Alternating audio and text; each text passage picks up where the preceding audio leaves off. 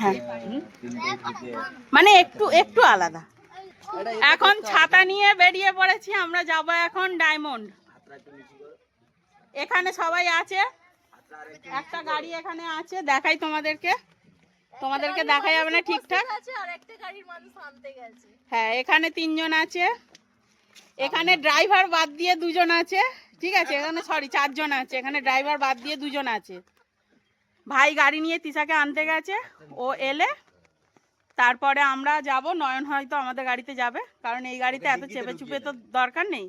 আর একজন দেখো বেচারা বাড়ি যাবে গো, কি দুঃখ, দোকানের জন্য বাড়ি চলে যেতে হবে। ওখানে দীপদা দাঁড়িয়ে আছে ছাতা নিয়ে, দীপদা হচ্ছে এই গাড়ির ড্রাইভার। না ড্রাইভার বলি, এখন মালিক, এখন দীপদা কি পাপিয়া দিয়ে এখন বোঝা মুশকিল আছে।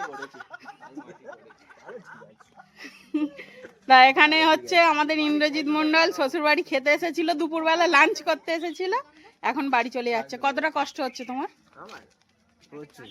এটা বলে বোঝানো যাবে না। চলো না, ওখানে তো বাবা মা আছে, চলো। হ্যাঁ, এই ভূত আসবে না।